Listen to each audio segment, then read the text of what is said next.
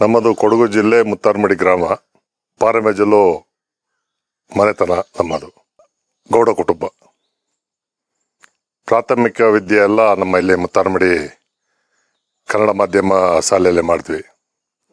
ಅಲ್ಲಿಂದ ಪ್ರೌಢ ಶಾಲೆ ಮೂರಾಡು ಪ್ರೌಢಶಾಲೆ ಮಾಡಿದ್ವಿ. ನಮ್ಮ ತಾಯಿ ಶಿಕ್ಷಕಿ ಆಗಿದ್ರು, ತಂದೆ ಆರ್ಮಿದು ಜೂನಿಯರ್ ಕಮಿಷನರ್ ಆಫೀಸರ್ ಆಗಿದ್ರು. ಅಲ್ಲಿಂದ PUC ಸುಳ್ಯದಲ್ಲಿ ಮಾಡಿ ನಂತರ ಬೆಂಗಳೂರು ನ್ಯಾಷನಲ್ ಕಾಲೇಜಲ್ಲಿ ಪದವಿ ಪಡೆದೆ.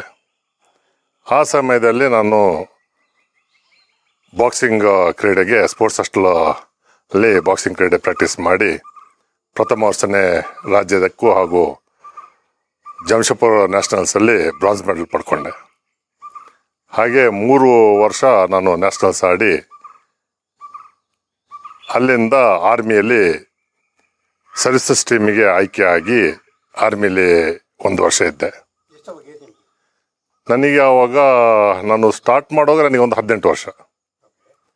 23 ವರ್ಷದಲ್ಲಿ ನಾನು ಆಲ್ಮೋಸ್ಟ್ ಬಾಕ್ಸಿಂಗ್ ಕೆರಿಯರ್ ಆಡಿ ನಿಲ್ಲಿಸಿದ್ದೀನಿ. ನ್ಯಾಷನಲ್ಸ್ ಆಡಿ ಅಂದರೆ ನಮಗೆ ಯಾವುದು ಜಾಬ್ ಆಪರ್ಚುನಿಟೀಸ್ ಇರಲಿಲ್ಲ. ಆರ್ಮಿಲಿ ಹೋಗಿ ಆರ್ಮಿಲಿ ತುಂಬ ಡೈಲಿ ಸ್ಪ್ಯಾರಿಂಗ್ ಇರ್ತಿತ್ತು, ಇಂಜುರೀಸ್ ಆಗ್ತಿತ್ತು. ಇನ್ನು ಇದರಿಂದ ಇನ್ನು ಜೀವನ ಕಟ್ಟಿಕೊಳ್ಳೋದು ಕಷ್ಟ ಅಂತ ನಿರ್ಧಾರ ಮಾಡಿ ನಾನು ಹೊರಗೆ ಬಂದು, ಅಂದರೆ ಡೈಲಿ ನಮಗೆ ಫೈಟ್ ಇರ್ತಿತ್ತು, ಇಂಜುರಿ ಆಗ್ತಿತ್ತು. ಅದು ಒಂಥರ ನನಗೆ ಒಂದು ಕಷ್ಟ ಆಗ್ತಿತ್ತು ಬಾಕ್ಸಿಂಗಲ್ಲಿ. ಆ ಕಾರಣ ನಾನು ಬೇಡ ಅಂತೇಳಿ ನಿರ್ಧಾರ ಮಾಡಿ ಊರಿಗೆ ಬಂದೆ. ನಂತರ ಊರಿಗೆ ಬಂದು ಬಿಸ್ನೆಸ್ ಸ್ಟಾರ್ಟ್ ಮಾಡಿದೆ.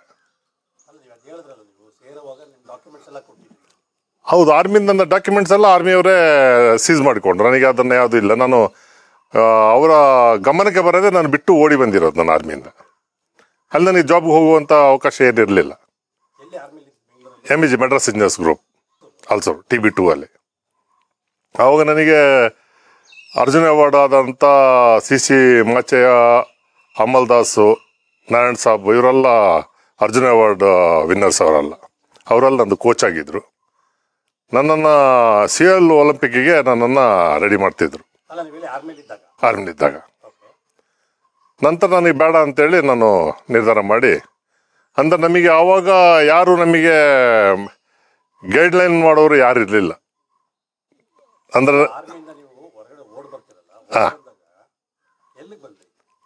ನನಗೆ ಊರಿಗೆ ಬರೋಕ್ಕಾಗಲ್ಲ. ನನ್ನ ಆರ್ಮಿ ಪೊಲೀಸರು ಹುಡುಕ್ತಿದ್ರು, ಮಾಡಬೇಕಾಗಿತ್ತು. ನಾನು ಬೆಂಗಳೂರಲ್ಲೇ 1-2 ವರ್ಷ ಬೆಂಗಳೂರಲ್ಲೇ ಇದ್ದೆ, ತಲೆಮರೆಸ್ಕೊಂಡು. ಬೆಂಗಳೂರು ದುಮ್ಲೂರಲ್ಲಿ. ನಂತರ ನಾನು ಬಂದು ನಮ್ಮ ಆ ಸಮಯದಲ್ಲೇ ಫೀಲ್ಡ್ ಮಾರ್ಷಲ್ ಕಾರ್ಯಪ್ಪ ಅವರು ತೀರಿ ಹೋಗಿದ್ರು. ಆವಾಗ ಮಡಿಕೇರಿಗೆ, ನಾನು ಆವಾಗ ಇಲ್ಲಿ ಊರಲ್ಲಿದ್ದೆ. ಆವಾಗ ಮಂಡೆಪಂಡ ಪೆಮ್ಮೈ ಅಂತೇಳಿ ಕರ್ನಲ್ ಆಗಿದ್ರು, ನಮ್ಮದು ಕಮಾಂಡೆಂಟ್ ಆಗಿದ್ರು. ನಾನು ಅವ್ರ ಹತ್ರ ಹೋಗಿ ರಿಕ್ವೆಸ್ಟ್ ಮಾಡಿಕೊಂಡು, ನನಗೇನು ತೊಂದರೆ ಮಾಡಬೇಡಿ, ನಾನು ಏನಾದ್ರು ಜೀವನ ಕೊಟ್ಕೊಳ್ತೀನಿ ಅಂತ ಹೇಳಿದ ಮೇಲೆ ಅಲ್ಲಿಂದ ನನ್ನನ್ನು ಹುಡುಕೋದನ್ನು ಮಾಡೋದನ್ನು ನಿಲ್ಲಿಸಿದ್ರು. ಏನಿಲ್ಲ, ಅಷ್ಟೇ ಇನ್ಫ್ಲುಯೆನ್ಸ್. ನನಗೆ ಆವಾಗ ಮಂಡಪಂಡ ಪೆಮ್ಮೆನವರು ನನಗೆ ಸ್ವಲ್ಪ ಸಹಾಯ ಮಾಡಿದ್ರು. ಅಲ್ಲಿಂದ ಎಲ್ಲ ನನಗೆ ಪೂನಾ ಹೆಡ್ ಕ್ವಾರ್ಟರಿಂದ ಎಲ್ಲ ನನಗೆ 2 years ಬೆಂಗಳೂರಲ್ಲಿ ಸುಮ್ಮನೆ ಇದ್ದೆ. ಹಾಗೆ ಅಲ್ಲಿ ಮನೆಯಿಂದ ತಂದೆಗಿಂದ ದುಡ್ಡು ಕಳಿಕೊಂಡು ಸುಮ್ಮನೆ ಇದು ಮಾಡ್ಕೊಂಡಿದ್ದೆ ಅಲ್ಲಿ ಬೆಂಗಳೂರಲ್ಲಿ. ನಂತರ ನಾನು ಊರಿಗೆ ಬಂದು ಒಂದು NPK ವುಡ್ ಇಂಡಸ್ಟ್ರೀಸ್ ಅಂತೇಳಿ ಸಾಮಿಲ್ನ ಶುರು ಮಾಡಿದೆ. ಅದು ನಮ್ಮ ಕೊಡಗು ಜಿಲ್ಲೆಯಲ್ಲಿ ಮಡಿಕೇರಿ ತಾಲೂಕಲ್ಲಿ ನಂದು ಒಂದೇ ಸಾಮಿಲ್ ಇರೋದು. ಸ್ಪೋರ್ಟ್ಸ್ ಬಿಟ್ಟೆ ಅಲ್ಲಿಂದ. ಸ್ಪೋರ್ಟ್ಸ್ ಬಗ್ಗೆ ನಾನು ಯಾವುದು, ನನಗೆ ಅಲ್ಲಿ ಆರ್ಮಿಯಿಂದ ಬಂದ ಮೇಲೆ ನನಗೆ ಸ್ಪೋರ್ಟ್ಸ್ ಕೆರಿಯರ್ ನನಗೆ ಏನಿರಲಿಲ್ಲ. ಅಲ್ಲಿಂದ ಲೋಕಲಲ್ಲಿ ವಿಲೇಜಲ್ಲಿ ಏನು ಸ್ಪೋರ್ಟ್ಸ್, ನಮ್ಮ ಹಬ್ಬದಲ್ಲಿ ಏನು ಸ್ಪೋರ್ಟ್ಸ್, ಅದರಲ್ಲಿ ನಾನು ಸುಮ್ಮನೆ ಒಂದು ಹವ್ಯಾಸವಾಗಿ ಶಾರ್ಟ್ ಪುಟ್ ಹೊಡಿತಿದ್ದೆ. ಅಂದರೆ ನಾನು ರೆಗ್ಯುಲರ್ ಎಕ್ಸಸೈಸ್ ಮಾಡಿಕೊಂಡು ಇರುವಂಥ ಒಂದು ಸಮಯದಲ್ಲಿ ಶಾರ್ಟ್ ಪುಟ್ ಹೊಡ್ಕೊಂಡು ಪ್ರಾಕ್ಟೀಸ್ ಮಾಡಿಕೊಂಡು ಹಾಗೆ ಹೊಡಿತಿದ್ದೆ. ಅದರಲ್ಲಿ ಪ್ರಥಮ ಸ್ಥಾನ ಹೊಡ್ಕೊಂಡು ಬರ್ತಿದ್ದೆ. ದಸರಾ ಇವೆಂಟಲ್ಲೂ ನಾನೇ ಫಸ್ಟ್ ಪ್ಲೇಸ್ ಹೊಡಿತಿದ್ದೆ. ತದನಂತರ ಈ ಹ್ಯಾಂಡಿಕ್ರಾಫ್ಟ್ಸ್ ನನಗೆ ಅವಾರ್ಡ್ ಬಂದಾದ ಮೇಲೆ ನನಗೆ ಕಾವೇರಿಪುರಂಲಿ ನನಗೆ ಅವಕಾಶ ಸಿಕ್ತು ಯಾವುದು ಮೆಟೀರಿಯಲ್ ಹಾಕಲಿಕ್ಕೆ. ಅದರಲ್ಲೂ ನನಗೆ ಏನು ಮಾಡಿದ್ರು, ಈ rural development and economic growth ಅಂತೇಳಿ ನನಗೆ ನ್ಯಾಷನಲ್ ಅವಾರ್ಡು ಕೊಟ್ಟರು ನನಗೆ. ಅಂದರೆ ಈ ವಿಲೇಜಲ್ಲಿ ಇದು ಗ್ರಾಮೀಣ ಪ್ರದೇಶದಲ್ಲಿ ಈ ಜನರಿಗೆ ಕೆಲಸ ಕೊಟ್ಟು ಅದನ್ನು ಎಕನಾಮಿಕ್ ಗ್ರೋತ್ ಮಾಡ್ತಿದ್ಯಾ ಅಂತೇಳಿ ಅದನ್ನು ಗುರುತಿಸಿ ಅದೊಂದು ಅವಾರ್ಡ್ ಸಿಕ್ತು ನನಗೆ. ತದನಂತರ ಹಾಗೆ ಬಿಸ್ನೆಸ್ ಮಾಡಿಕೊಂಡು ಇದ್ದೀನಿ ಊರಲ್ಲಿ. ಅಲ್ಲಿಂದ ನಾನೇನಾಯಿತು, ಒಂದು ದಿವಸ ನಮಗೆ ಯೂತ್ ಸರ್ವಿಸ್ ಆಫೀಸರ್ ಒಬ್ರು ಇದ್ರು, ಅಪ್ಪಚ್ಚು ಅಂತೇಳಿ, ಕೋಚ್ ಆಗಿದ್ರು ಅವರು. ನನಗೆ ಅವಾಗ 53 ವಯಸ್ಸಾಗಿತ್ತು. ಆಗ ಏನಾಯಿತು, ನನಗೆ ಇವರು ಅಪ್ಪಚ್ಚು ಅವರು, ಯಾಕೆ ನೀನು ಇಷ್ಟು ಹೆಲ್ದಿಯಾಗಿ ಫಿಟ್ನೆಸ್ ಇಟ್ಕೊಂಡಿದೆಯಲ್ಲ, ಯಾಕೆ ನೀನು ಮಾಸ್ಟರ್ಸ್ ಮಾಡಬಾರ್ದು ಅಂತೇಳಿ ಅವರೇ ನನಗೆ ಮಾಸ್ಟರ್ ಅಸೋಸಿಯೇಷನ್ದು ಡೇವಿಡ್ ಅವ್ರದ್ದು ಮತ್ತು ಅವರ ಸೆಕ್ರೆಟರಿದು ಕಾಂಟ್ಯಾಕ್ಟ್ ಮಾಡಿಸಿ ನನ್ನ ಎನ್ರೋಲ್ ಮಾಡಿಸಿದ್ರು. ಅದೇ ವರ್ಷ ನಾನು ಸ್ಟೇಟ್ ಮತ್ತು ನ್ಯಾಷನಲ್ಲಿ ಪ್ಲೇಸ್ ತಗೊಂಡೆ. ನಂದು ಯಾವುದು ಎಜುಕೇಷನ್ ಡಾಕ್ಯುಮೆಂಟ್ಸ್ ಎಲ್ಲ ಆರ್ಮಿ ಪೂನಾ ಹೆಡ್ ಕ್ವಾರ್ಟರ್ಸಲ್ಲೇ ಇದೆ. ನನಗೆ ಯಾವುದಿಲ್ಲ, ಅದು ವಾಪಸ್ ಸಿಗೋದು ಇಲ್ಲ.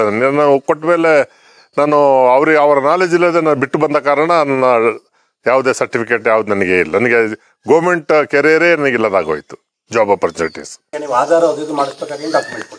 ಅದೊಂದು ಇಲ್ಲಿ SLC ಡೂಪ್ಲಿಕೇಟ್ ಸರ್ಟಿಫಿಕೇಟ್ ಇದೆ, ಅದನ್ನು ಮಾಡಿಸಿದೆ. ಅದಾದ ನಂತರ ಒಂದ್ಸಲ ಯಾತ್ರಾ ಸೋಷಿಯಲ್ ವೆಲ್ಫೇರ್ ಅಸೋಸಿಯೇಷನ್ ಅಂತೇಳಿ ನಾವು ಬೆಂಗಳೂರು ಶಾಂತಿನಗರದಲ್ಲಿ ಒಂದು ಆರ್ಗನೈಸ್ ಮಾಡ್ತೀವಿ. ಆರ್ಗನೈಸ್ ಮಾಡಿ ಸೋಷಿಯಲ್ ಸರ್ವಿಸ್ ಮಾಡಬೇಕು ಅಂತೇಳಿ ನಾನು ಈ 2 ವರ್ಷ ಗ್ಯಾಪಲ್ಲಿ, ಆ ಟೈಮಲ್ಲಿ ಇವ್ರ ಹತ್ರ ಸಾಂಗ್ಲೆನವರಾಗ ಬೆಂಗಳೂರಿಗೆ ಸ್ಪೆಷಲ್ ಕಮಿಷನರ್ ಆಗಿ ಬಂದಿದ್ರು. SP ಸಾಂಗ್ಲೆನವರು ಸ್ಪೆಷಲ್ ಕಮಿಷನರ್. ಅವರು ಹೋಗಿ ಆಗ ಫ್ರೆಶ್ ಆಗಿ ಬೆಂಗಳೂರಿಗೆ ಬಂದದ್ದು ಅವರು.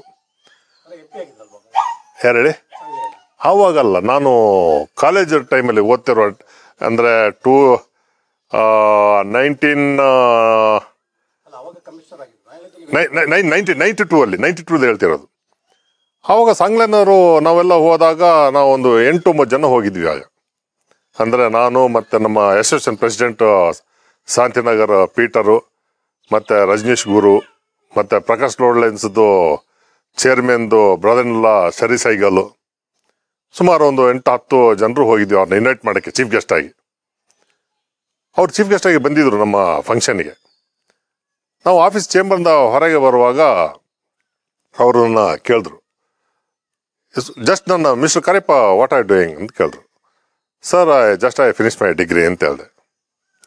Tomorrow come and meet me, comment John sub inspector of police, I will directly appoint you like the people we want the department ಅಂತ ಹೇಳಿದ್ರು. Okay sir, tomorrow I will come and meet you ಅಂತೇಳಿ ಹೊರಗೆ ಬಂದು ನೋಡಿದ್ರೆ ನಂದು ಸರ್ಟಿಫಿಕೇಟ್ಗಳೆಲ್ಲ ಆರ್ಮಿಲಿ ಇತ್ತು. ನಾನು ಅದನ್ನು ಅವ್ರಿಗೆ ಹೇಳೋಕ್ಕಾಗಲಿಲ್ಲ. ಅವ್ರು ಕರೆದು ಕೇಳುವಾಗ ನಾನು ಡೈರೆಕ್ಟಾಗಿ ನಾನು ಇರುವಂಥ ವಿಷಯ ಡಿಗ್ರಿ ಆಯಿತು, ನಾನು ಬರ್ತೀನಿ ಅಂತ ಹೇಳಿ ಬಂದೆ. ಅದು ನನ್ನ ಜೀವನದ ಒಂದು ದೊಡ್ಡ, ಅಂದರೆ ಆವಾಗ ನನಗೆ ಈ ಥರ ಈ ಲಂಚ, ಕೋಟಿ ಲೆಕ್ಕಲೆ ಸಬ್ ಇನ್ಸ್ಪೆಕ್ಟ್ರಿಗೆ ಕೊಡುವಂಥ ಇದು, ಲಂಚ ಕೊಡುವಂಥ ಇದು ಅಂಥದ್ದು ಏನು ಸ್ಕ್ಯಾಮ್ಗಳು ಏನು ಇರಲಿಲ್ಲ. ಆಗ ಇನ್ಫ್ಲುಯೆನ್ಸ್ ಬೇಕಾಗಿರಲಿಲ್ಲ.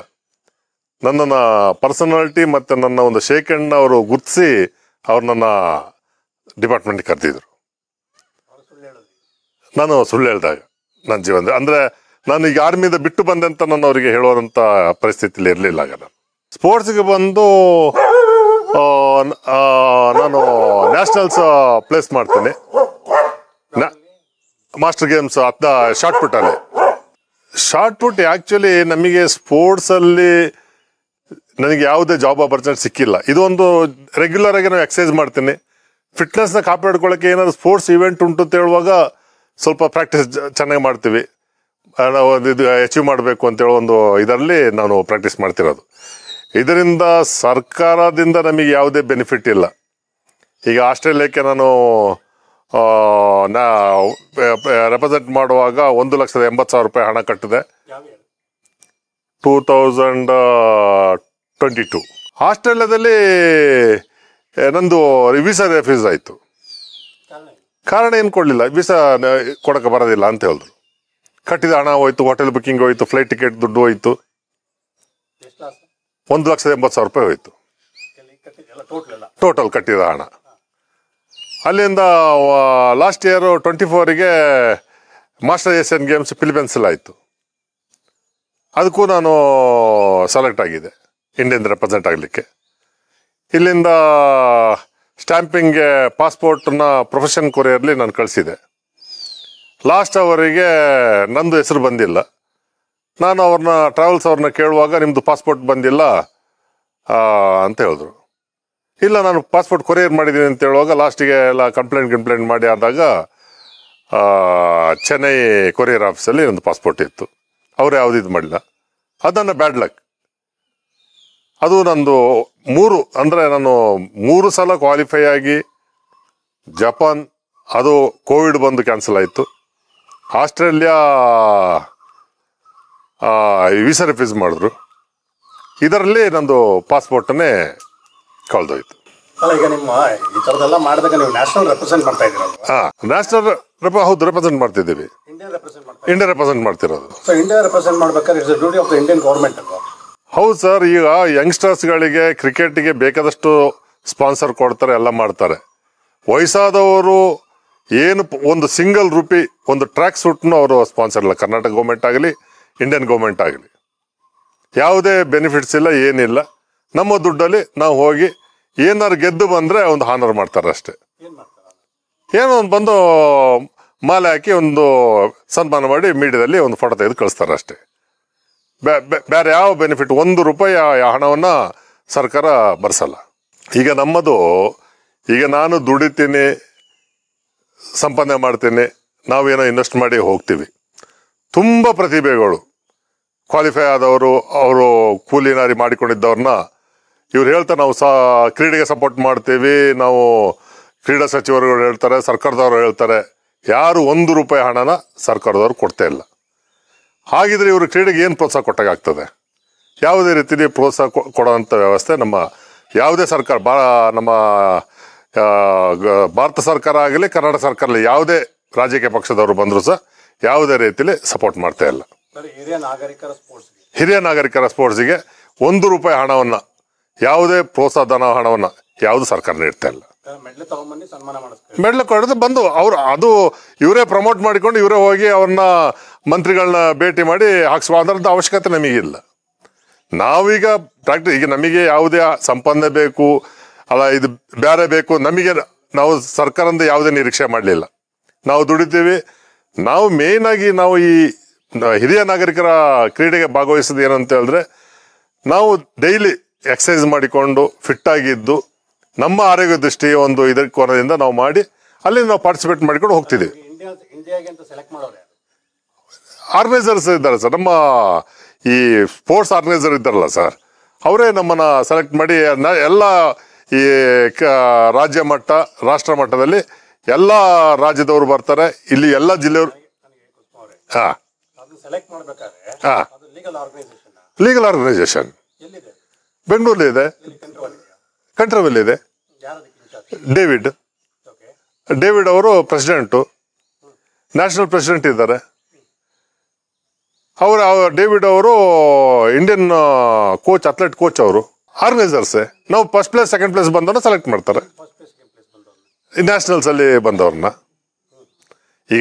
ಈಗ ನಮ್ಮ ರಾಜ್ಯದಿಂದ ರಾಷ್ಟ್ರಕ್ಕೆ ಪ್ರತಿನಿಧಿಸ್ತೀವಿ. ಅಲ್ಲಿ ನಾವು ಈ ಸ್ಟೇಟ್ ಮೀಟ್ ಆಗುವಾಗ ಸ್ಟೇಟ್ ಇಂದ ಯಾರು ಫಸ್ಟ್ ಪ್ಲೇಸ್ ಬರ್ತಾರೆ ಅವರು ನ್ಯಾಷನಲ್ಸ್ ಹೋಗ್ತಾರೆ.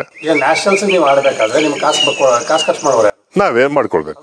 ನಾವೇ ಮಾಡ್ಬೇಕು. 1 ರೂಪಾಯಿ ಕೊಡಲ್ಲ ನಾವು. ಅದಕ್ಕೆ ನಾವು ಪಾರ್ಟಿಸಿಪೇಟ್ ಮಾಡಬೇಕು ಅಂತ ಹೇಳಿದ್ರು ನಾವು ಅಲ್ಲಿ ಫೀಸ್ ಕಟ್ಟಬೇಕು. ನಾವು ಅಸೋಸಿಯೇಷನ್ಗೆ ದುಡ್ಡು ಕಟ್ಟೆ ನಾವು ಪಾರ್ಟಿಸಿಪೇಟ್ ಮಾಡೋಕ್ಕಾಗೋದು. ಅಸೋಸಿಯೇಷನ್ಗೆ ರಿಜಿಸ್ಟ್ರೇಷನ್ ಫೀಸ್ ಒಂದು 500-800 ರೂಪೀಸ್ ಚಾರ್ಜ್ ಮಾಡ್ತಾರೆ. ಎಲ್ಲ ನಮ್ಮದೇ. 1 ರೂಪಾಯಿ ಸರ್ಕಾರ ಆಗಲಿ ಆರ್ಗನೈಸರ್ಸ್ ಆಗಿ ಅದು ಕೊಡಲ್ಲ. ಅದು ನಮ್ಮದೇ ಹಣ. ಫ್ಲೈಟ್ ಟಿಕೆಟ್ ಹಿಡಿದು ಹೋಟೆಲಿಂದ ಹಿಡಿದು ಪ್ರತಿಯೊಂದು ಹಣ ಸರ್ಕಾರದ 1 ರೂಪಾಯಿ ಹಣ ಕೊಡೋದಿಲ್ಲ. ಯಾವುದೇ ರೀತಿ ಸರ್ಕಾರದ ಸಪೋರ್ಟ್ ಇಲ್ಲ. ಎನಿ ಅಥ್ಲೆಟಿಕ್, ಮಾಸ್ಟರ್ಸ್ ಅಥ್ಲೆಟಿಕ್ಸ್ ಅಲ್ಲಿ ಯಾವುದೇ ಸಪೋರ್ಟ್ಸ್ ಇಲ್ಲ. ಸರ್ಕಾರದ ಯಾವುದೇ ಇಷ್ಟು ಗಂಟೆ ಮಾಸ್ಟರ್ ಅಸೋಸಿಯೇಷನ್ ಯಾರು ಹೋಗಿದ್ದಾರೆ ಅವ್ರಿಗೆ ಯಾವ ಸಪೋರ್ಟ್ ಸರ್ಕಾರದಿಂದ ಇಲ್ಲ. ಯಾರು ಪ್ಲೇಸ್ ಮಾಡಿದವ್ರಿಗೂ ಇಲ್ಲ. ಸುಮಾರು ಜನ ಪ್ಲೇಸ್ ಮಾಡಿದ್ದಾರೆ ಸರ್, ತುಂಬ ಜನರು ಪ್ಲೇಸ್ ಮಾಡಿದ್ದಾರೆ. ನಮ್ಮ ಕೊಡಗಲ್ಲೇ 85 ವರ್ಷದ ಪೆಮ್ಮೈ ಅಂತೇಳಿ ಮಾಡಿದ್ದಾರೆ. ತುಂಬ ಅವರು 85 ವಯಸ್ಸು, ಅವರು 100 ಮೀಟರ್ 200 ಮೀಟರ್ ಪ್ಲೇಸ್ ಮಾಡಿದ್ದಾರೆ. ಮಾಚಮ್ಮ ಅಂತಿದ್ದಾರೆ, ಅವರು ಇಂಟರ್ನ್ಯಾಷನಲ್ ಪ್ಲೇಸ್ ಮಾಡಿದ್ದಾರೆ. ಅವರು PNTದು ರಿಟೈರ್ಡ್ ಎಂಪ್ಲಾಯಿ. ಅವರು ಕೀರ್ತಿ ತಗೊಳ್ಳೋದು ಯಾರು? ರಾಜ್ಯ ಮತ್ತು ದೇಶ ತಗೊಳ್ತದೆ. ಅದೇ ನಮ್ಮ ದುರದೃಷ್ಟ, ನಮ್ಮ ದೇಶದಲ್ಲಿ ಇರುವಂಥ ದುರದೃಷ್ಟ ಅಂತ ಹೇಳಿದ್ರೆ ಇದೆ. ಅದಕ್ಕೆ ಏನು ಮಾಡ್ಬೇಕಂತೀವಿ? ಸಪೋರ್ಟ್ ಮಾಡ್ಬೇಕು ಸರ್ ಸರ್ಕಾರ. ತುಂಬ ಜನ ಪಾಪದವರು ಇದ್ದಾರೆ, ಅವ್ರು ಪಾರ್ಟಿಸಿಪೇಟ್ ಮಾಡ್ತಾರೆ, ಅವ್ರಿಗೆ ಹಣ ಇಲ್ಲದೆ ಅವರಿಗೆ ಭಾಗವಹಿಸುವಂಥ ಅವಕಾಶ ಇರೋದಿಲ್ಲ. ಸರ್ಕಾರದ ಸ್ಪಾನ್ಸರ್ ಯಾರು ಕೇಳಿದಾರಾ? ನೀವು ಕೇಳಿದ್ದೀರಾ?